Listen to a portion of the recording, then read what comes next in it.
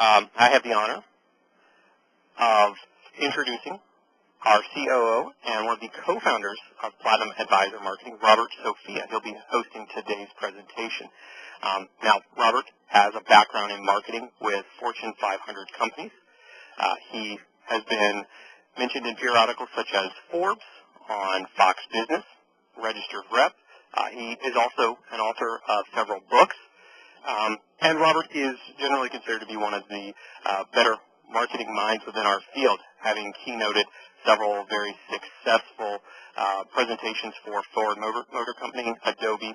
He's also one of the 30 for 30 recipients and entrepreneurs featured in Under 30 CEO. So without further ado, I'll turn it over to Robert and let him move you through the 5 steps to an endless referral stream. Thank you very much, Andrew, for that gracious introduction. I really appreciate it, and I hope we didn't set the bar too high. It was kind of you to say, but I know a lot of that is really just fluff. The reality is that what matters is what we're able to accomplish for our members here at Platinum, and that's what this presentation is about. It's about what we've been able to accomplish and how we accomplish it. We're going to go through 5 specific things, one by one, on how we help our members build an endless referral stream and how we've built that endless referral stream here at Frost & Frost Financial, which is the firm where Platinum got its start and where I formerly served as the Vice President of Marketing prior to starting Platinum. So we're going to lay this out for you. We're going to welcome your questions. We'll take all of those at the end. And whether or not you decide to work with Platinum or whether you are already working with Platinum, we hope you'll get some really beneficial information out of this. Now, what I'm going to try today, and this is the fun thing about live, we're going to actually experiment with a new feature of WebEx. I'm going to turn on my camera. Now, I don't usually do this, but hopefully having a little bit of face-to-face contact will make this more engaging for you, even though you have to look at my ugly face now for the next 60 minutes, but at least we can have some form of eye contact. And I wish I could see your face. Maybe in the future I'll have the privilege to do that. To lay the groundwork for this presentation, I want to share an illustration with you that I think highlights what we're really talking about today.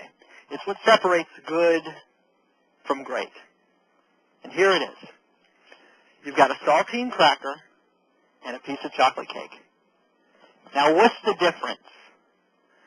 Well, both of these things actually share the same primary ingredients. Can you believe that? Salt, flour, eggs, water, baking powder. They are similar in their basic ingredients. Now, how many ingredients do you think you would have to add to this saltine to turn it into a piece of chocolate cake? What would it take? You might say, well, I'd need 20 more things to make that happen. But the reality is you wouldn't. You'd only need 5. Can you believe it? 5 ingredients, and you can take the ingredients of a saltine and make a piece of chocolate cake. And so this is a fitting analogy of our industry, I believe, because as advisors, we have basically the same primary ingredients to work with. Stocks, bonds, mutual funds, annuities, REITs, ETFs, whatever the case might be. We have the same licenses, basically, 37, Series 66, 63, 65, 6, whatever. We have independent practices, or we work at a wirehouse, but there's not a huge difference between how most advisors function and what's available to them to differentiate themselves. But some advisors are so much more successful, even with the same ingredients, basically. So we've worked really hard over the last number of years since we started Platinum to try to understand what makes great advisors great and what helps them grow their business so much more than the average advisor to get to that 7-figure production level. And there are 5 key things that we've isolated. Now, before we actually explain what those 5 things are, I'd like to just lay the foundation for the difference between traditional marketing and the kind of marketing that we recommend for advisors. Here's what we think of traditional marketing as. With traditional marketing, you start. Let's say this green bubble right here is your firm. And all these blue bubbles, they're people in your community that you would like to market to. Traditionally, what we do is we blast our marketing messages out. But people are inundated with marketing messages in this country. They're overwhelmed. Everywhere they turn, in their mailbox, on billboards, radio advertising, commercials during their favorite movie, email spam, pop-up ads. And so by and large what happens is we shout, but people tune us out. Now, that's public seminar marketing. Think about 10 years ago. Maybe you built your business on public seminars very successfully, and now the effectiveness of those has gradually diminished, where the response rates are lower and lower. It's harder to fill seats. That's because traditional marketing is not what it used to be. It's why people have turned so much more to that engagement marketing, like social media. Now, what we've done is we focused more on existing relationships. So this could be another example of the environment out there. There's your firm, the big bubble. Then there's the blue bubbles. That's the average public. But then there's the green bubbles. Those are people you know, relationships you already have.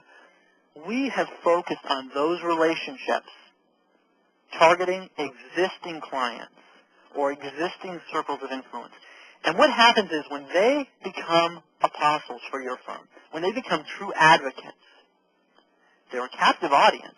And if you can get them to talk to others, they become enthusiastic spokespeople for your business. And it will grow faster, and you'll get a better quality prospect. Of course, you have to ask yourself, how do we do that?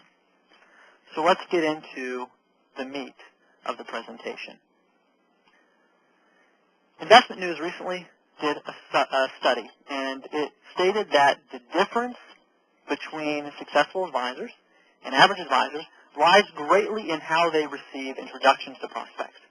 This particular study showed that the majority, over 50%, said they would choose an advisor based on a personal introduction from a family member, friend, colleague, or another professional. Whereas by comparison, only 6% would be influenced by public seminars and 2% by cold calling. Now, I'm not here to bash public seminars. We still do them. There's a place for them. But the percentage of response that you get by exerting your energy that place is not nearly as good as if you can get introductions from people within the circles of influence of your clients. Here's the first way you can do that, and this brings us to our first point. Number one, you have to create an experience. Now, what do we mean when we say create an experience? We mean an emotionally engaging, compelling, enjoyable experience that people just have to talk about. They have to tell their friends and neighbors about it. You've probably experienced this before. The best example I could think of would be going to a new restaurant for the first time. And the food is perfect, and the atmosphere is perfect, and the service is world class. And you're so impressed that you go and you tell all of your friends and family about it. Now, this type of advertising goes far more than an ad in the newspaper or the yellow pages or even a billboard, because the experience moved other people to talk about you. This is not an accident. Even the world's greatest restaurants don't do this by accident. They do it with systems. And that's how we do it too. And that's how we help our members do it. That's what we're encouraging you to do. Establish systems that create the experience. Let's talk about some of those systems. Have you ever stayed at one of these resorts? Well, we took time to analyze what makes these companies so great. And we wanted to know what could we take out of their systems to incorporate into our business that would impress clients and prospects. And you know, it's really interesting. If you take the Ritz-Carlton, for example, they have 3 steps of service and 10 basics. And they require every single employee to carry those in their pocket to commit them to memory. It is a standard that is demanded to be met. And so we've adopted that in our firm. We have some basic service standards. We make those available to our members. They're on our website. We encourage them to adopt a certain phone policy. We encourage them to adopt a certain greeting policy for their clients. We even, here at our firm, have certain words that employees are not allowed to say to clients, like no problem. Well, you might think, what's wrong with no problem? Well, it's two negative words, no and problem. Why would we say that? Now, it may seem small, but it's all part of the experience. Nothing should disrupt the experience. Let me try to paint a picture for you of what happens. We want the client to be wowed from the minute they get out of their car. So, when they first walk up to our door, we have a beautiful sculpture in the front. We have a big, beautiful rug with our name on it. We have beautifully trimmed topiaries. There are rows of flowers planted. You will not find a cigarette butt barring the gleaming concrete around the entrance to our firm. The glass is always polished. And when they walk into the lobby, it's warm and it's inviting. You can smell fresh baked cookies and fresh coffee. The TVs are on CNBC, but the volume is turned down. There are magazines, lifestyle magazines on golf and travel and home decor in the lobby. Some of our research reports that we've written as well to impress them. The countertops are granite. The person that greets them knows their name. Everyone who comes into the office is expected, and everyone, as they walk around the office and they're introduced to each employee, every person says, welcome, Mr. and Mrs. Jones. We're happy to have you here. We've been expecting you. They feel like a celebrity. When they walk into our conference room, their name is on the screen in lights. It says, welcome, and then their name. This is all part of the experience. You can't underestimate the importance of it. Here are some of the things that we've systemized. Number one, we systemize the prospect experience. So I'd like to ask you some questions. Let's say that a prospect calls your office for the first time or submits an inquiry on your website. What happens? What is said to them? Do you know? Is it consistent? Can you measure the effectiveness of it? And if it's not consistent, if it's just left to chance, if it could be any employee and we're not sure what they're going to say, then how do we know if we're really doing the best thing? And if it's going to blow them away like we want it to? Or the client experience. Once someone becomes a client for the first 60 to 90 days, what happens? How many points of contact are there? What's said in each point of contact or each communication that they get? Have you ever had that experience where you take on a new client, you do the paperwork, and then you don't talk to them again for 60 or 90 days? Now, I hope that's never happened at your firm. Maybe it hasn't. But I can tell you, it used to happen at our firm occasionally. In fact, every once in a while we get a call from a client 60 days later that say, hey, by the way, what about that other RIA money? I never saw that transfer over. And we go, oh, yeah. Well, that's why it has to be systemized, so nothing ever slips through the cracks. Do they get a gift basket welcoming them to the firm? Does the person who referred them get a thank you? Do you rate that client, and if so, when? These are things that need to be systemized. Kind acts. Do you do kind acts for your clients when they're least expected? I'll give you an example of one kind act that we do. When a client has a wedding anniversary, we call them and we let them know we have some important paperwork that they need to sign and they need to come into our office. We typically schedule those meetings for 5 o'clock sharp. They come into the office, an employee walks them back to the conference room, and all of our staff is there waiting for them to say congratulations. And we have cake and champagne. And we have a brief but very pleasant anniversary celebration for them and give them a card. And do you know what they usually tell us? My kids forgot my anniversary. I can't believe you remembered. That's the kind of thing that makes an impact. But it doesn't happen enough if you leave it to chance. You must systemize it. And everything else that you do, this is the first step. It's the only way you can create a consistent, high-quality experience. And it lays the foundation for everything else. Because let's say that you go to a client after they've been with you for a couple of years, and you have a referral conversation with them. And we'll talk about that shortly, how you have that conversation. But let's say that you have that conversation with them, but you haven't blown them away. Well, Why are they going to tell other people about you? And you know, if you do this right, you don't even have to have that conversation because they can't help but share what happened. You're not going to believe what my advisor did for me because they're going to bring that cake home and they're going to put it in the freezer or they're going to share it with their neighbors. Hey, come on over and have a piece of cake. You're not going to believe what happened. These are the kinds of things that make people talk. And so creating experience is the first step. Let's talk about the second step. We believe it's important in our industry to look like money. Now, how does money look? Now, I know what you might be thinking. Okay, this is pretentious. I don't want to look like money. It makes me unapproachable. And we're not telling you to be stuffy. But you know, every single industry has a look. Picture for a minute a doctor, a hospital, a construction worker, construction site. See how the two go together? How about an attorney, a law firm, golf shop, golf pro? Now, how much does that golf pro look like a financial advisor? Why do we dress like we're going to play golf? We used to do that in our firm. You know, we'd go, we'd wear a golf shirt to the office, and it made us want to play golf.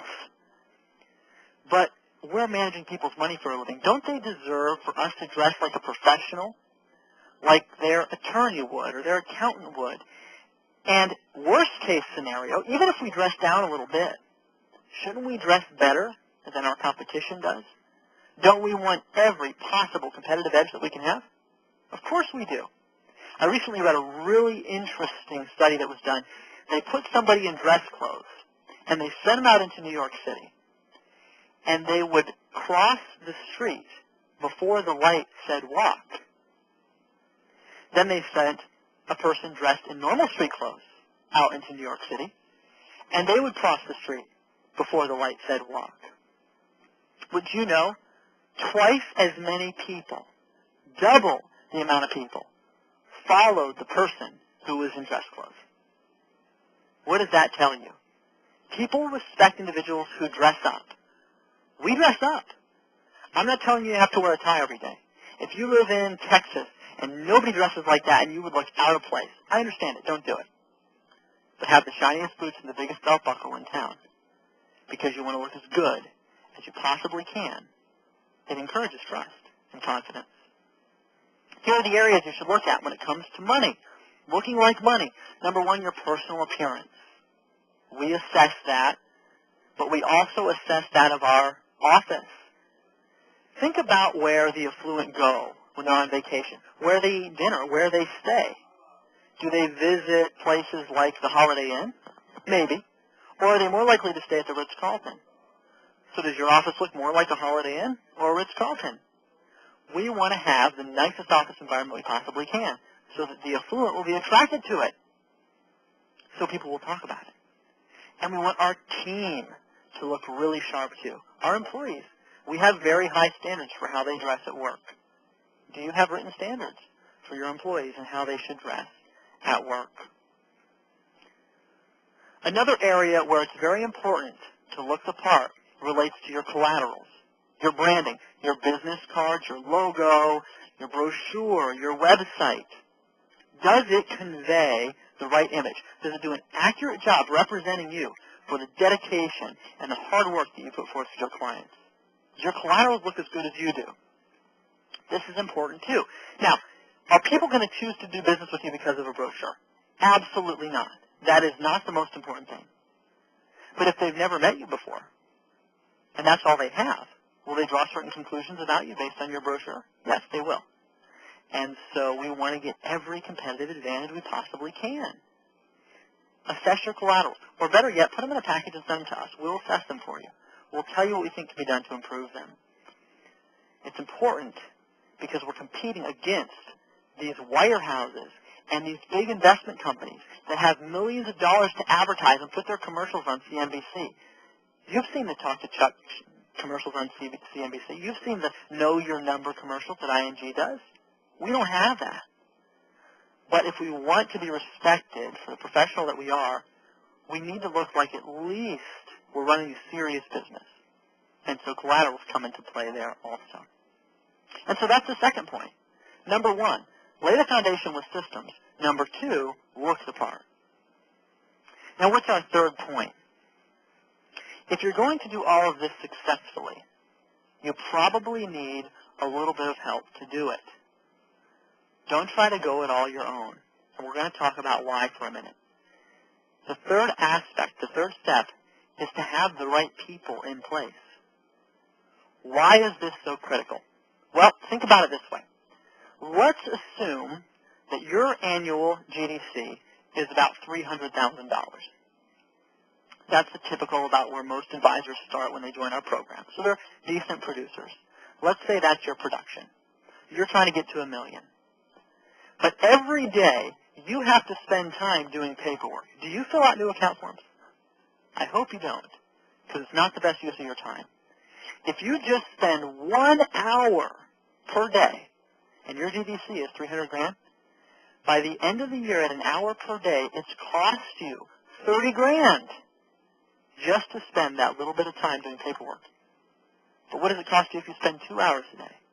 Or 3 hours a day, processing additional deposits and preparing withdrawal paperwork and filling out death claims? And why would you do all of that? Now you've spent 3 or 4 hours a day doing things. Think what you could hire.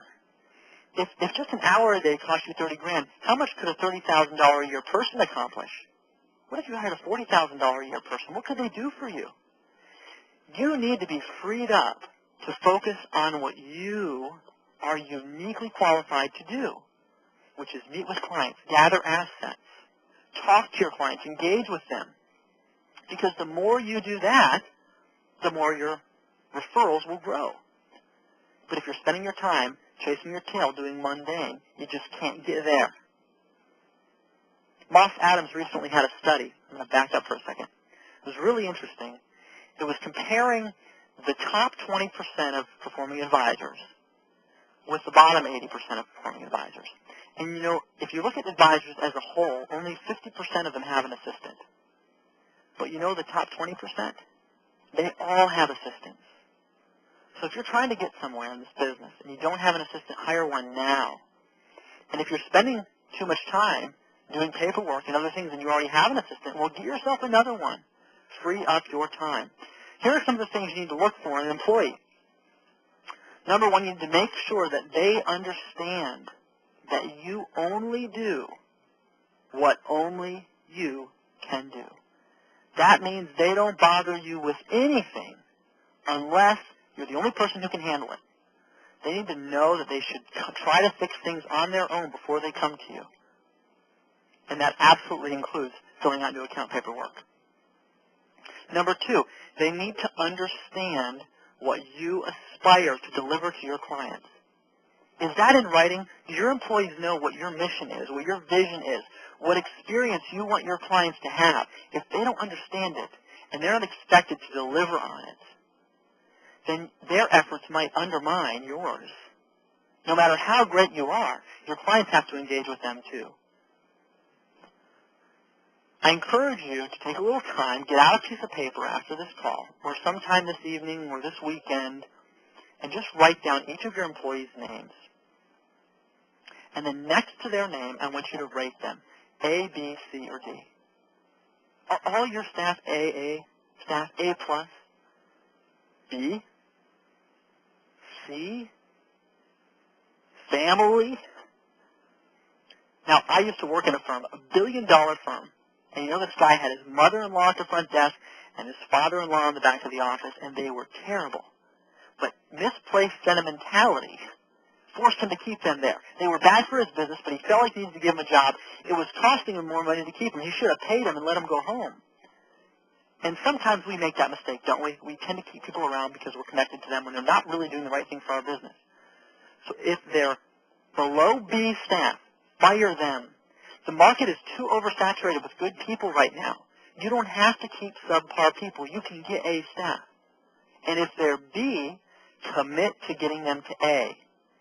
Because if you want A clients, you've got to be an A advisor and you've got to have A staff. One of the ways that you need to get A staff and keep A plus staff is that you compensate them properly. What we encourage you to do, and we've been through every possible compensation model in the last 10 years with our employees. We've tried everything. We've found the most effective thing to keep staff, keep them happy, and attract more quality people is to pay them about 15 to 20% more than the going rate for their position. Now, that requires an investment, but it's worth it. It will pay back rich dividends. So go to salary.com or payscale.com and look and see what the average going rate is, and pay that, offer that, but offer an additional 15 to 20% compensation available in bonuses. If you'd like to get a copy of our bonus plan that we use for our employees, we'll make that available to you through Platinum as well. There are certain drivers that you need to offer to your staff that will support your business. It's not just about a bonus like, oh, you get a bonus every quarter. It can't be that vague. It needs to be based on the things that drive business. For example, let's go back a little bit ago. We talked about kind acts for clients. Let me give you an example of each of our staff members having a $200 a month budget. I'm sorry, $200 per quarter budget to do kind acts for clients. Each of our staff members has that. Now, let's say you come into the lobby for the first time. You're sitting there. You're reading one of those magazines I told you about. The receptionist notices. What is she going to do? She's going to send you a subscription to that magazine as a courtesy with a note that says, I saw you reading this in the lobby, and I thought you might like your own subscription. Now, 12 times a year, when they receive that magazine, they're going to think of that person in your office. Our employees are bonused on that. They have to do 12 kind acts per quarter. 12. You know why? Because that's 4 a month. That's 1 a week. That means every one of our employees has to do 1 kind act per client, or to a client each week.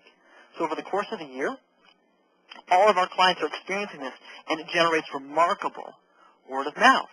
It's referral generating. Make sure their employees are tied to things that drive business. Even asking for referrals. You know, we bonus our employees based on how many referrals we get. And you might say, that's not fair. How can they affect the referrals I get? You know, they can. Now, you might have had a conversation with your clients about referrals before, but now imagine they're sitting in your employee's office, they're doing paperwork, and the employee says, are you happy with John's service? Oh, good, I'm so glad. Yeah, that's really great to hear. Wonderful. Well, I just noticed in your account that you haven't really sent anybody over to our firm, and I'm curious if it's something that we're doing, or if there's something we need to improve, and you know that's one of the ways John grows, and he really appreciates your referrals. Well, now it just came from someone else besides you. So their compensation and growth can be tied to the things that make you money. And that's our third point for how to build an endless referral stream. Let's move on to the fourth. Does this surprise you? Communication. We all know the number one reason people leave their advisor is because they don't hear from them enough. I recently read a study in CEG Worldwide. It said the difference between 17 points of contact per year and 38, just 17 and 38, made the difference between a dissatisfied client and a satisfied client. It's not that much difference, but you know, most advisors do less than 17 contacts a year. The more you communicate, the higher the level of satisfaction your clients will have. Notice this. Only 24% of investors who have contact with their advisors once a year call themselves satisfied. Those who have more frequent contact, 63% call themselves satisfied. Again, direct correlation. The more you communicate, the happier your clients will be, the more they'll talk about you. Let's look at the ideal communication strategy. Now, I did not create this. This was from 2011 Morningstar survey of 980 investors with more than $500,000 in assets. They asked them, how often do you want to hear from your advisor? And this is what they said. Let's take one at a time. Email. 30% want to receive an email from their advisor every week. Are you sending out an email every week? 36% want to receive an email every single month. Are you sending out an email every month? Well, we have an email system that we use in our firm and that we also provide through Platinum that makes sure a weekly update goes out to the clients who want it weekly, and a monthly update goes out to the clients who want it monthly, and a quarterly update goes out to the clients who want it quarterly. Email's cheap. The hard part's writing the emails. So let us do it for you. It's important. And we include a golf tip and a recipe and some other things in that email to boost readership. We focus on the markets and the economy, and it tells them, my advisor has his finger on the pulse of the markets. I mean, let's be real. Who do you want your clients hearing from? Susie Orman or you? We want them listening to you. We want them listening to us. And so we communicate regularly by email with them, giving them the education that they seek. But that's not the only place. They also want to hear from us by mail. Notice, 46.6% want to hear from you by mail monthly. And that is not statements. So are you communicating by mail monthly with your clients? And 30% want communication quarterly. We write quarterly research papers on things like the fiscal cliff, or the upcoming presidential election, or the situation in Europe. Lengthy commentaries, 5 to 6 pages, on these key issues, and we mail them to our clients.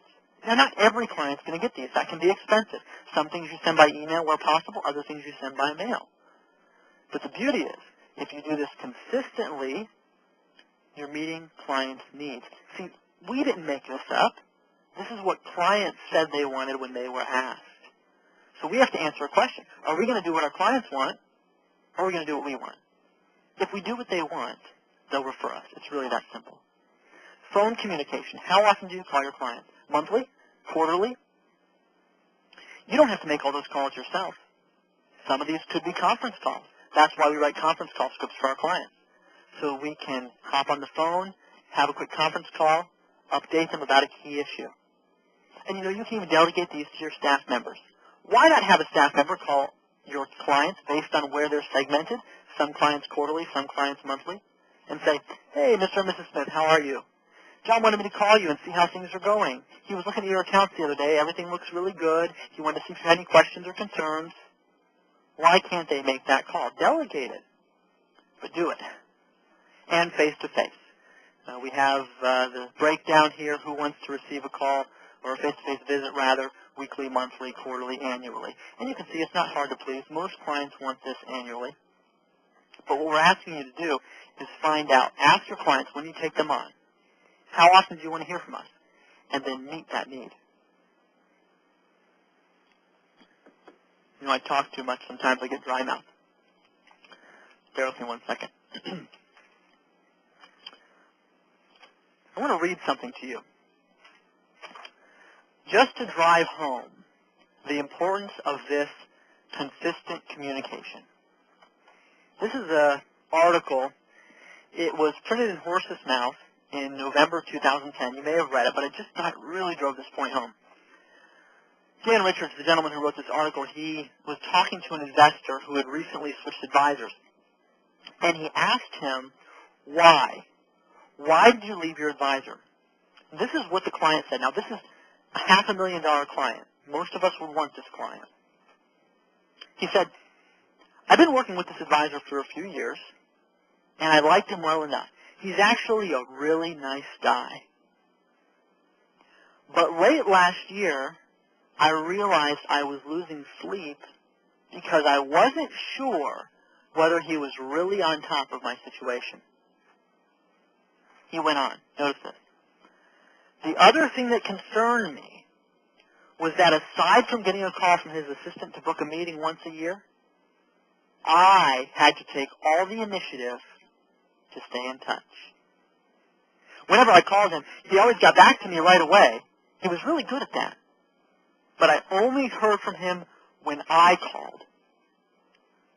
I was just concerned that I wasn't important enough for my advisor to really care about, and that my $500,000 was secondary to his other, bigger clients. What a tragedy. If we want to build an endless referral stream, we must keep in touch with our clients. And we have to be proactive about it, not reactive. Here's an example of what we believe is a very powerful and effective communication strategy. We talked about that CEG Worldwide study where people are in touch with their advisors and their clients 17 to 28 times a year. That's the average. That's typical. Actually, that's better than typical. We do it 72 times a year. And we may not engage with every client every time, but we give them 72 opportunities. Think of that. 72 chances to engage with us. How can you do that in your firm? Here's an example of a solid communication strategy. Number one, you do your account reviews annually, quarterly, twice a year, whatever. Number two, you send out a weekly market commentary by email. This is simple. We automate this for you. Number three, you do a monthly video commentary. You know, we just started experimenting with this. It's really easy. You buy a webcam, you load a teleprompter, and you read it. And then you put it on YouTube and you email it to your client. It is a snap. And by the way, we do this for our members. We help you with this. We give you the compliance approved message. We help you get it. We teach you how to put it on YouTube. We'll even embed it in your website for you. So it's a really, really great way to stay in touch. Monthly video. Quarterly reports. I told you about some of those white papers and research papers and some of the seasonal newsletters that we do. Educational workshops. Now, I'll go back to this in a minute. That's why it's in orange to remind me. But the fact is, these educational workshops are held twice a year. That's all they are, is education. It's about what's happened in the market so far this year. What are analysts predicting for the rest of the year? Why is it important? What are the key issues you need to know? Let your clients see you standing in the front of the room educating people. It brands you as an expert in your field, and it's a great way to pick up new clients. We host conference calls when critical things happen. When the flash crash occurred, we had a conference call the next day ready to go on that event. All of our members called their clients and held this conference call. Keep it very simple. It doesn't have to be long. Took 20 minutes at the most. Read the script, and now your clients know they're educated on the issue. We send out anniversary cards. We host social events also, not just educational meetings, but wine tastings, golf outings, movies in the park. These events are another chance for your clients to engage with you, and they don't have to be expensive either. Quarterly, new client mixer. When you take on a new client, why not put their name down on a list, add to that list every time for the whole quarter, so when you're finished with the quarter, those 10 or 15 or 20 clients that you've taken on, whatever that number is for you, then you have a mixer at your home for them. Let them come and meet your wife and pet your dog and see your house, and they'll be a client for life because of that intimate association that they have with you. Acts of kindness. Yes, when you do all of these things, let me go back to this for a second. There we go. All of these things, your clients will never feel like you've left them behind. They'll never feel out of communication. And since that's the number one reason we know people leave their advisors or they don't refer, we have to do this. Now take a look at this and just ask yourself, how many of these things do you do? How many of them could you do? Do you need a little help doing it? We'll help you. But give some thought to what works for you. And think about the foundation we've laid. Okay, we talk, let's just for a second, let's review the first four things because it's relevant to what we're going to mention on this slide before we move on. You lay the foundation with systems, right? So you run really well. You look like money. Your office, your people, you all look great. You run great. You look great, right? You have a really great team. So everybody who interacts with your firm, point number 3, right? It's not just you that's great. Your people are great too. And now you're never out of touch. This builds raving fan clients, these 4 things. And when you do these 2 things in orange, the educational workshops and the social and appreciation events, now you have a chance to harvest referrals from all those clients. Because they're so happy with you, the perfect way for them to introduce someone is to bring them to one of your events. You know, we work with hundreds of clients who have events. And sometimes they join our program and they decide to do a wine tasting and nobody shows up. And we look at that and we say, man, that's really sad. What happened? And we start to analyze. Why didn't anybody show up? Come to find out they didn't lay the foundation in advance. They don't have a relationship with their clients. Or people come but they don't bring guests. I worked with one advisor in upstate New York. He was a really great advisor, a really nice guy, but he'd bring on a new client and he'd never talk to them again. Well, he started having events, and gradually they would come, but they were really leery about bringing people. because they were afraid that their friends wouldn't get the attention they need. Maybe they didn't have the courage to leave him, but they weren't going to bring somebody else to him. You've got to lay the foundation with all these things first. That's what makes events really work. Now, if this was a practice, take off your advisor hat for a minute and put on your layman hat. You meet a financial advisor. He looks really great. His people all look really sharp. Everybody's really nice. Everything's great in the office. It runs really great. He's in touch all the time. Would this be a pretty desirable advisor to work with? And by the way, this is all secondary to the fact that he manages money well, right? Okay, so he does his job good, too. That goes without saying. And we're assuming you do your job well, too. But all these other things put together, does that make him a good advisor? It does. But there's one more step, one critical step to creating an endless referral stream. And that brings us to point 5. You can't work with everyone. Yes, this is the final point. Don't take every client that comes to you. Now, after all these things, after all this work that you did to try to take on more clients, to turn people away may seem ridiculous. You've got bills to pay. You've got overhead. You've got people to pay. How can you turn away clients?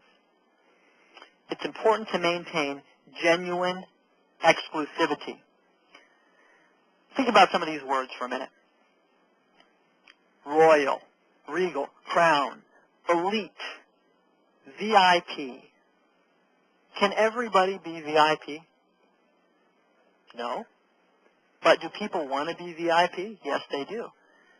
When people are observing another VIP, let's say at the airport, walk straight up and get on the plane before everybody else, or walk straight into the nice restaurant and get the best table. Do most people wish they were a VIP? Yes. So let your clients feel like VIPs by letting them know you don't work with everyone. You have to be somewhat exclusive. This will draw clients to you. We're going to talk about how you accomplish this. There are 4 tests that we let our clients know up front in the first appointment that we look at. So basically, this is how the conversation goes in the first appointment. It's never been our goal to be all things to all people. That's impossible. If we worked with everyone, we couldn't give our clients and their accounts the attention that they need. We couldn't deliver the world-class service that we want. We get too big. And so we've maintained our practice at a smaller size so we can give our clients undivided world-class attention. The only way we can do that is if we don't work with everyone, because our goal is to be all things to just a few people. And so how do we do that? Well, we have to make sure that we're aligned. And there are 4 things that we look at. Number 1, we look at the chemistry that we have. Do we want to work together? Do we get along well? We pride ourselves on working with people that we really like and their families long term. So we want to make sure that we have the chemistry to work together. Secondly, we want to make sure that your goals are realistic. Because if your goals aren't reasonable or aren't achievable, we don't want to help you fail. Number 3, we want to make sure we provide value to you, that we can add value, in fact, to what you're currently doing. We'll take a look at everything. If it's not needing any assistance, if it's already in good shape, then we won't add anything to it. We won't take you on as a client. We have to be able to add something to that equation. By the way, that's your get-out-of-jail-free card if they don't meet one of the other tests, because you can say, you're fine. We're not going to add value to your situation, so you don't take them on. 4th, we want to make sure that you meet our minimum net worth requirement, because we can't work with everyone. We have to have a minimum in place. Do you have a minimum? I know it can be scary to put a client minimum in place, and I'm going to tell you from our own experience, it was very scary for us too. I remember 7 years ago, we were talking about putting a minimum in place. And, in the beginning, we took on any client that fogged a mirror. If they were walking and they had 20 grand, we'd take the account. But, later on, that gets to really be a service nightmare. And so we started looking at, should we have a minimum?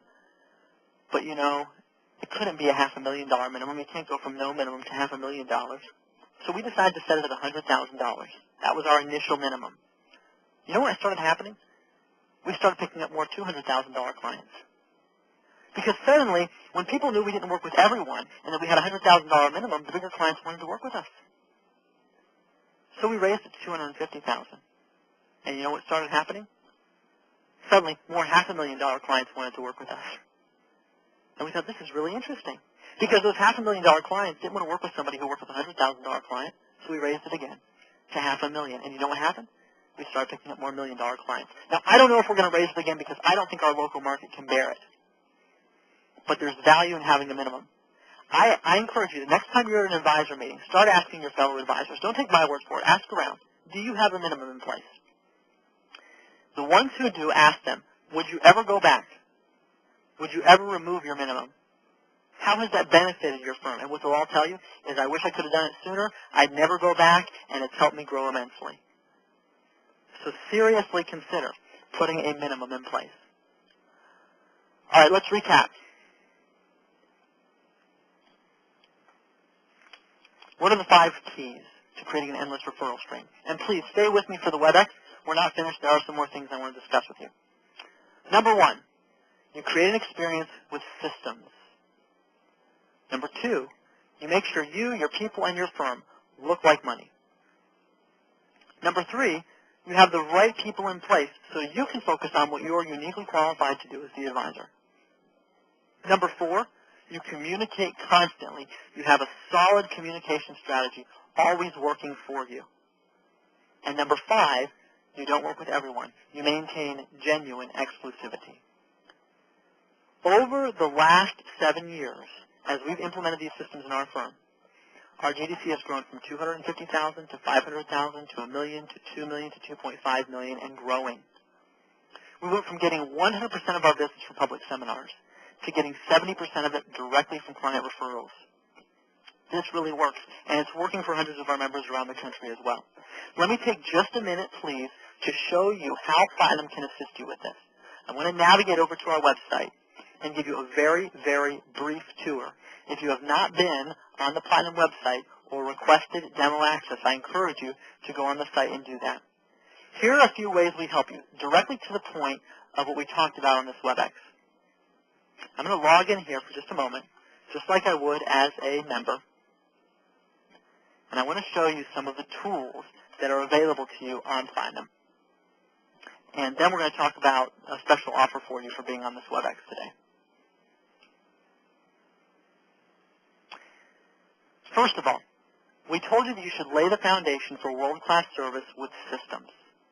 We have systems focusing on all these key areas. Human resources, to help you get the right people in place. For example, we have policies for how you conduct an interview, what questions you ask, how you screen applicants, how you rate them. Our bonus structures, everything that we talked about today that's important is on our website. We also have systems related to service. So we discussed the way you should answer the telephone and the etiquette and the service standards. All of that's outlined in our various standards and procedures that are on the website. All you have to do is download those and begin using them in your firm. And we assign an assistant to you, someone who's worked in our firm, understands these procedures, and can help you gradually implement them in your office. There are client procedures for every aspect of the client interaction, for new clients and existing clients. Our 60-step new client procedure that starts with day 1 and goes through to day 90, every single step is available to you here on the site with a simple download. Let me give you just one example of how that might work for you. Let's say that you decide to follow step 6 of this procedure, which is send a welcome kit to your clients. Here's our welcome kit, a description of it, a picture of it, where to order the binders, and a link to every single item that goes in that welcome kit. So if you don't send your new clients a welcome kit, you just download it off our site, and then you have it. And it's basically this way for every single procedure that we provide. We also take over your entire communication strategy. That means timely white papers, like this one we just released, detailing every implication of the fiscal cliff. And it's so simple for you to download the Word document or go on the site, order customization and printing, and ship them directly to your clients through our website. Let me just give you an example of what that actually looks like, just so you can see the work and the time and the energy that we save you with these systems and tools. Here it is. All you have to do is put your picture on it and edit it, or call your Platinum assistant and they will do it for you. So we help you communicate constantly by taking over this process for you. Additional communications like our seasonal newsletters. This is our new fall edition. Just to give you an example, let me open this up for you and show you how this magazine is laid out. Something beautiful for you to put on the front desk in your office, give out to colleagues, addressing every single area of the markets and the economy, what's happening, how the presidential election is impacting things. And then some other nice articles and tips like things on green gardening. So all these resources for your communication strategy are here for you through the Platinum website. We also prepare and send your weekly email update. Now, I know I'm going through this fairly quickly, but I just want to touch on how we're helping our members with this. We integrate your social media strategy into this. We promote your image, your brand, by putting your logo at the top and your picture and a custom header. We provide you with key information on the markets, already pre-written and compliance approved, ready to send to your clients. Performance data on key indices, headlines from the news, inspirational quotes, recipes, and other content to make it interesting and enjoyable for your clients to read. This is really just scratching the surface. Platinum has a lengthy onboarding process with our consultants that will help you implement these tools in your practice. If you want to have a client event, all you have to do is go to the client event section of our website, pick out the event you want to have, order the invitations, download the step-by-step planning checklist, follow the guidelines. So everything that we discussed in this WebEx today, even the word-for-word scripts that we use when we ask clients for referrals, even the way that we greet clients when they walk through our front doors, every aspect is available through the Platinum program. Here's why we think it's so important that you give thought to whether or not you'd like to be a Platinum member. 80%, this is from Investment News, 80%, 8 out of 10 affluent investors are dissatisfied enough with the services they currently receive that they would change advisors if they encountered a better alternative. Think of that. It means that as advisors, we are standing on the brink of either the greatest opportunity of our career or of disaster. Because if 80% of our clients left us, think what a disaster that would be. But if 80% of our clients' competition leave them and come to us, now we're on to something.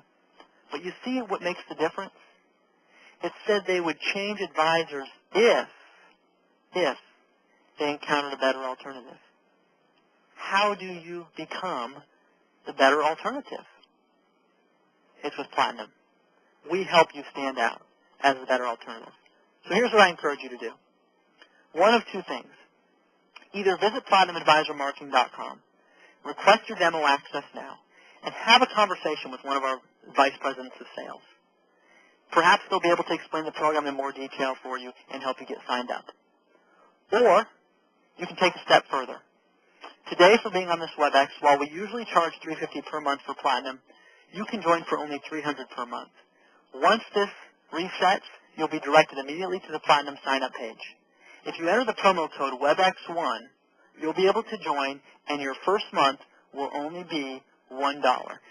And with the $300 per month discount from $350, your annual cost is at an $849 savings.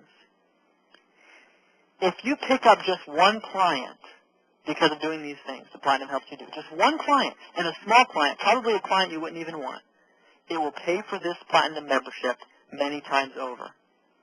So give thought to how we might be able to help you in your business. We would love the opportunity to be a partner in your success. At this time, what I'd like to do is open it up for questions. I hope you've enjoyed the WebEx.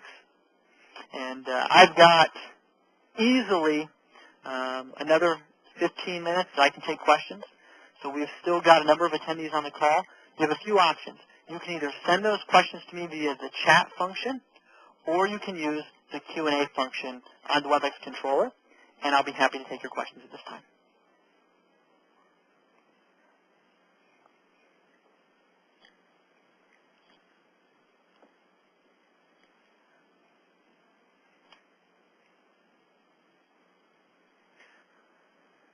Since we don't have any questions yet, but I encourage you, if you're wondering something, there's a good chance someone else is as well.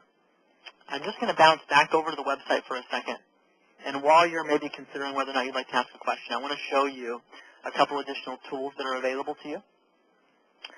One of the things that we've done with Platinum, the way it's laid out, is every week as we add a new item, we put it here in our news section. So you can see here some of the things that we've added, like the newsletters, like the postcards. Most recently, a very timely event for clients and for the public that we're doing. It's on investing in politics. This is the invitation, and this is the PowerPoint presentation, ready to download. So this is something, if you're interested in doing an educational event for your clients or a public seminar, this is the perfect one to have right now, so you might want to give some thought to it. Okay, so I've got a couple questions here. The first one is from Bernice. Bernice asks, will you pay an additional cost to customize newsletters and seminar pieces? Okay, very good question, Bernice. Yes is the answer, but you don't have to. If you want us to do it, we charge a small amount to customize. But if you do it yourself, it's free. And I'll also mention, if you order the printing through us, we do the customization for free. So here's how it works. Notice here's a postcard. If you order customization only, for us to do the customization is $95. But if you order customization and printing, that's immediately removes the customization cost. And you can see here's the new printing cost. And if you order customization and mailing, here's how you do it. So we charge for printing, postage, and any custom design work. If you don't want to do that, you always have the option here. You can download the original Adobe InDesign files and make those customizations yourself. Good question. Thank you. Next question comes from Jim. Jim asks, can you tell me how we take advantage of the video commentary? Yes, Jim, absolutely. So basically, there's a few things that are happening right now. If you're an existing Platinum member, you will be receiving this month a word-for-word video script. We've been experimenting with this in our firm for a while now, and we're finally providing it to members. At the end of each month, you'll receive that 400 to 600 word video script. It's designed to be read in about 3 minutes. We provide you with a teleprompting service, and we make a recommendation for which webcam you should buy if you don't, in fact, have one. And you pull that up on your screen, you record it, we give you step-by-step instructions how to embed it in YouTube. And with our new Platinum Web Strategies program, which we're rolling out next week, we actually will handle the embedding on your website and many other things too. So stay tuned. That will be announced here by the end of this month. Nick asks, how adaptive is the program to varied investment processes or asset management styles? For example, tactical asset management. Nick, that is a phenomenal question. Okay, let me give you an example. I'm going to go to client events for a second, and I'll pull up our most recent halftime report presentation. This is the one we did in July. I'm going to download this as a PowerPoint presentation and give you an example. While this is loading, I just got a message from Adam. Adam wants to know how he can get a copy of this presentation/video. Adam, we are not publishing this on our website because it's really just designed for those who registered today. If you'd like a copy of that, you can call our office and someone let the receptionist know that you'd like a copy. She'll collect your email address and phone number, and she'll send it to you. So let's open this presentation up. All right, here we go. I'm going to close my other presentation. So this is our most recent halftime report. To answer your question, I'm going to show you a few slides, Nick. Here is an example of some of the slides. We start out, let me zoom in a little bit.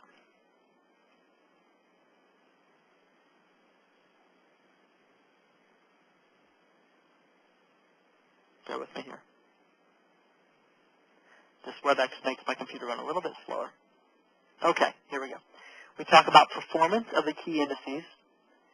We review critical news items that impacted the markets and the economy. We talk about things like how various economic reports impact stock market performance, such as volatility and the VIX. We review various inflection points, market highs, market lows. We discuss key issues like Europe. So I think you're probably already starting to see that this is a very informative and educational presentation.